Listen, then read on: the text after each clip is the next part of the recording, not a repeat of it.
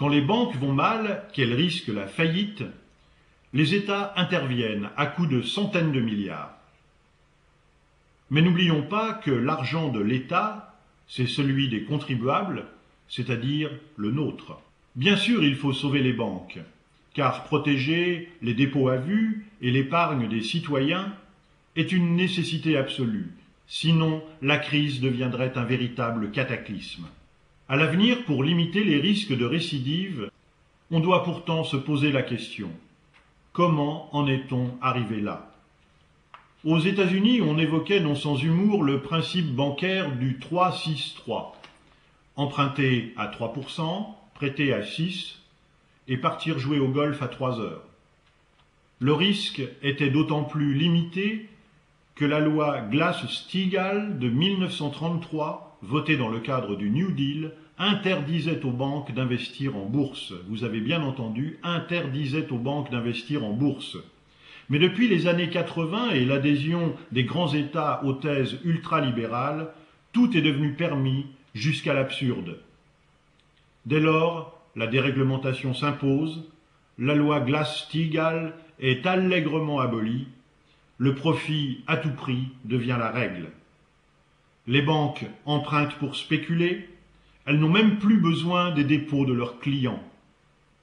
Certaines prêtent jusqu'à 30 fois le montant des dépôts qu'elles détiennent. C'est la fuite en avant. Au nom de toujours plus de profit, les banques et les compagnies d'assurance deviennent d'une fragilité extrême dont personne ne se doute, camouflée par des profits fabuleux.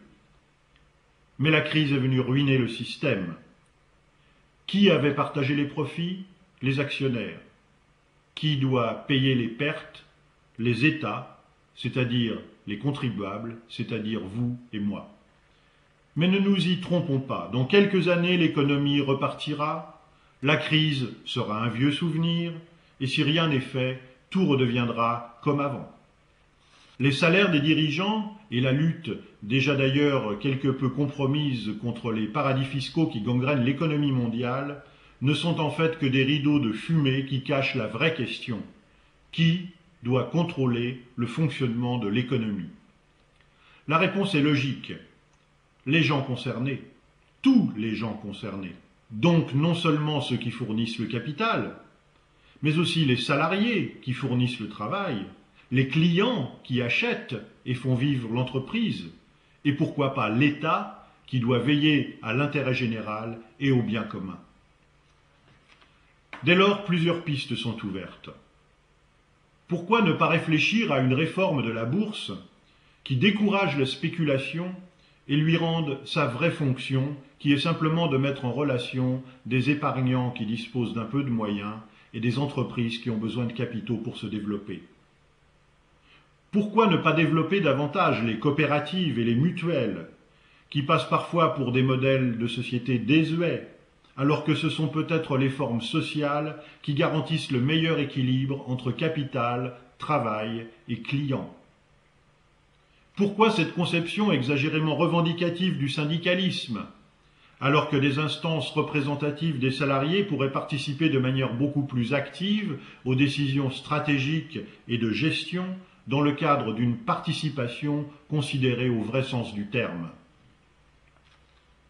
Pourquoi l'État n'entrerait-il pas plus couramment au capital des entreprises, même quand ça va bien, pour veiller à ce qu'un jour ça n'aille pas trop mal?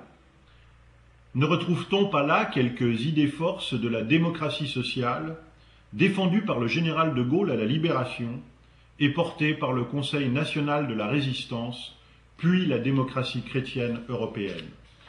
Ne serait-il pas bon de temps en temps de revisiter l'histoire pour en retirer les meilleures idées et les expériences les plus probantes pour redynamiser l'idée d'une économie sociale de marché?